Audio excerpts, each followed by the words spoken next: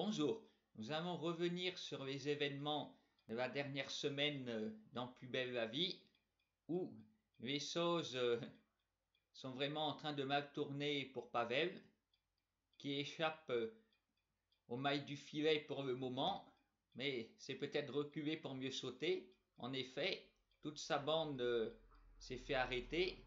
La police n'a pas pu garder tout le monde. Ils n'ont pas réussi à identifier qui est le chef, à savoir Andrés. Irina, de son côté, s'est une nouvelle fois pris à Max, mais il va préférer se jeter par la fenêtre plutôt que de parler. Les conséquences de la fusillade pour Thomas continuent puisqu'il est assez nerveux avec son entourage et il va refuser de servir un client qui est revenu avec un fusil, mais c'est Andrés qui a reçu la balle pour protéger Luna. Nous n'avons pas su ensuite si l'homme a été arrêté, si s'est enfui, pas un mot. On voit Andrés à l'hôpital, mais le scénario est bâclé, on ne sait pas. Qui est cet homme? Va-t-on le revoir? A-t-il des problèmes mentaux?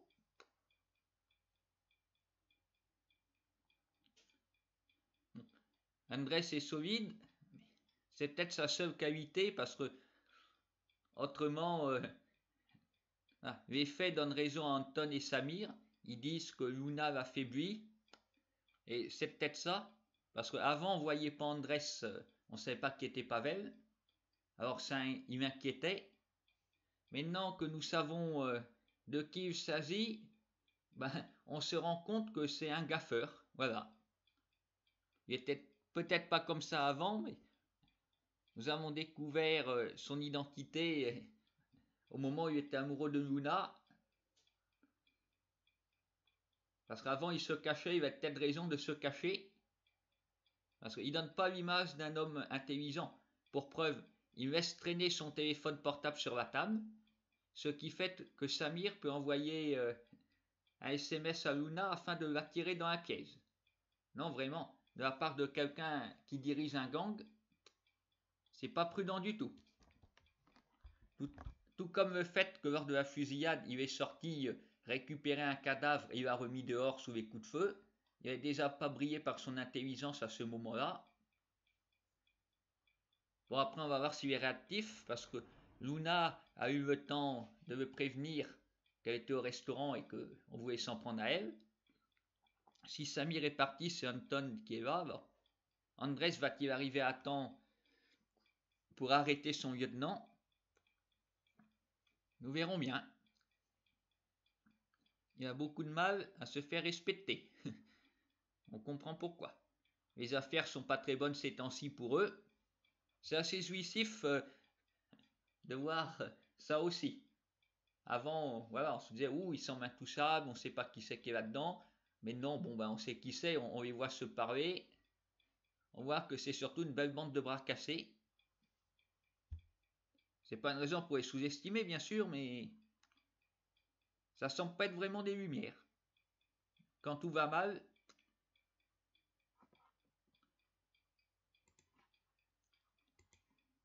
et autre sujet, nous avons eu enfin l'explication du comportement de Guika. Jeanne avait découvert qu'il n'avait pas son diplôme de médecin. Et du coup, pour la faire taire, il va profiter de l'épidémie pour l'empoisonner. Ce qui n'est vraiment pas bien de sa part, parce que bon, l'histoire du diplôme serait toujours pu se régulariser s'il n'avait pas de casserole en tant que médecin. Je pense que après avoir sauvé Jeanne et tout le monde, puisqu'il n'était pas un mauvais médecin, il aurait peut-être pu s'en sortir, continuer à exercer, tandis que là, il a été où il ne fallait pas. En agissant de la sorte, je pense que personne ne défendra Guika. Il va réussir à s'enfuir. Espérons qu'on va le retrouver pour le mettre en prison.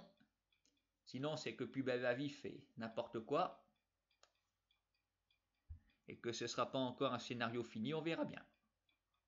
Léa revient à l'hôpital. Alors, on va voir si Vansky va lui aussi rester très longtemps à l'hôpital. On attend évidemment que Jeanne se réveille. Mais Vansky ne voudra peut-être pas partir.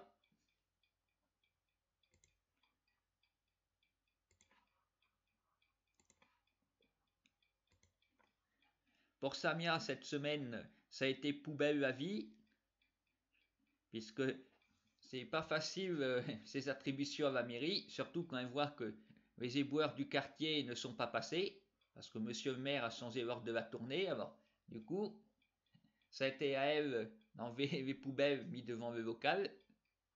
Elle a réussi quand même à mettre Adrien à contribution. Eh oui, la vie d'élu au conseil municipal n'est pas de tout repos. Et pour finir, nous aurons vu Mousse faire ses débuts en tant que surveillant au lycée, et surtout en tant qu'homme qui fait des passes droits aux élèves. Il les laisse tricher, il leur donne lui-même les informations. Il y a d'ailleurs quelque chose qui m'a surpris, c'est Tom qui a des gentillesses dans sa trousse. Normalement, il s'est dès le départ présenté comme un intello, alors je suis surpris, il a besoin de tricher, lui. Comme quoi, tout arrive. Bon, Mousse s'est fait repérer par Coralie. Alors, s'il ne veut pas perdre son travail, il aura intérêt à révéler un autre visage. Après, il est bizarre aussi à la coloc, il était prêt à rester par terre dans la salle de bain au lieu de demander de l'aide. Il ne veut pas être un boulet, mais en se comportant ainsi, il en est un. Nous aurons aperçu son père brièvement. Apparemment, il y a un contentieux entre eux. Nous attendons d'en savoir plus.